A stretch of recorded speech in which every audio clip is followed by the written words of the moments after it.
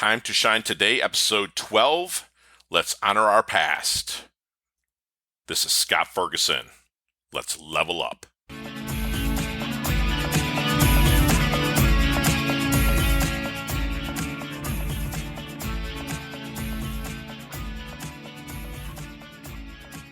Hey, Time to Shine squad, it's Scott Ferguson, and welcome to episode 12.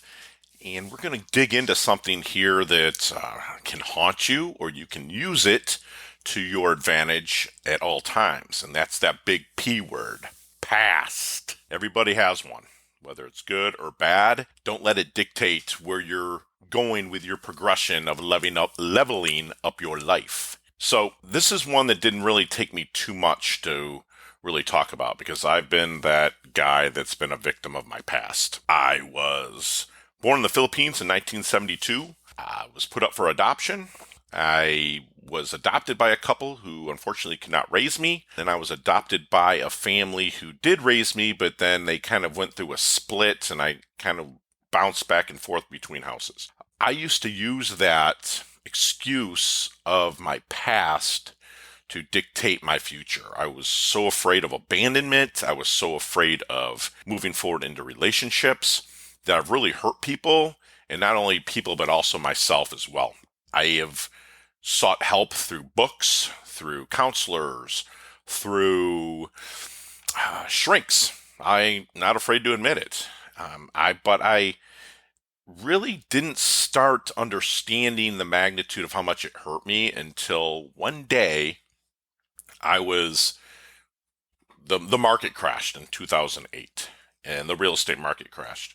And I was kind of a big deal, not that big of a deal, but kind of a big deal where I was selling, but unfortunately nothing else sold after that. So I had nothing. I had no money. I had a beat up 12-year-old car that I was barely making payments. I remember my church paid my payment for 3 months through their benevolent fund. I had my dog, Rhodey, at the time. That was about it. I had one listing.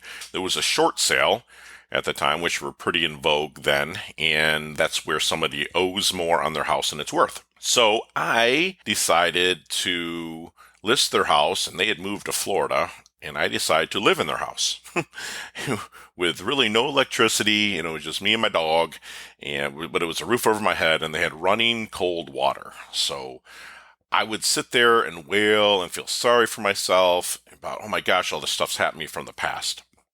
I was handed a book by a gentleman named John Kite, and it was called The Traveler's Gift. It was by Andy Andrews. And I read it pretty much in one sitting, and that really kind of pulled me forward into getting out of the victimhood, which reading him led me into Robin Sharma, who I kind of took this podcast from in a chapter in his book, Who Will Cry When You Die.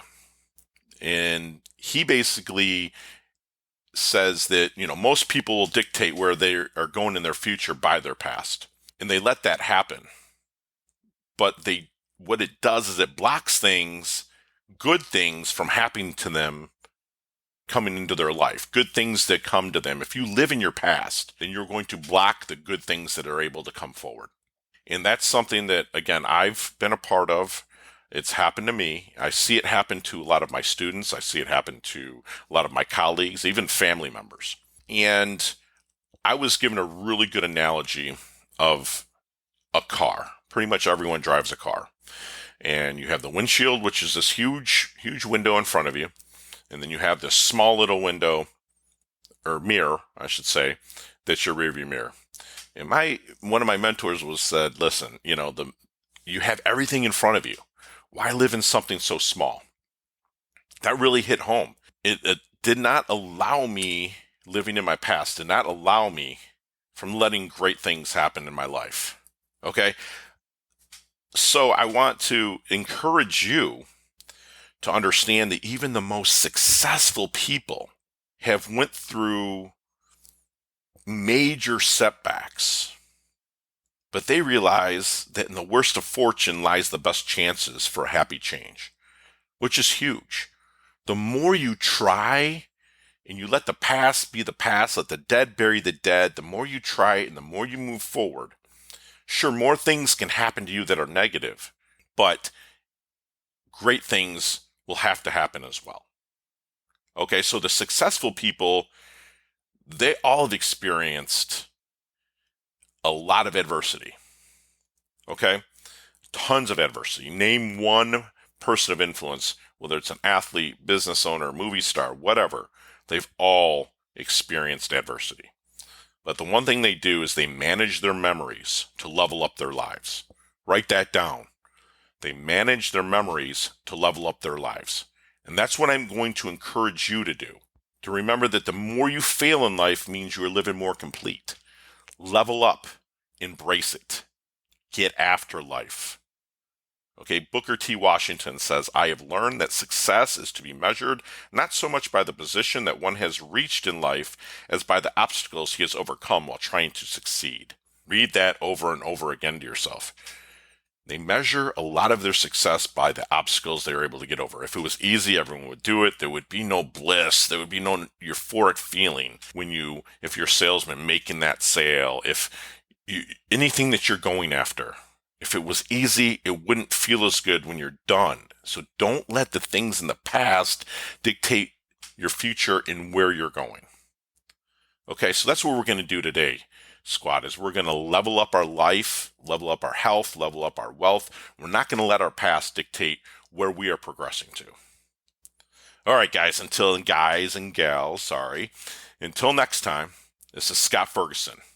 Let's level up. Hey, thanks so much for listening to this episode of Time to Shine today. If you like this episode, please subscribe on Apple Podcasts, Google Podcasts, Stitcher, Spotify, iHeartRadio, or wherever you get your podcasts. There's a link in the show notes to our website. Also there, you will see our recommended resources. We hope you will help support our show by supporting them.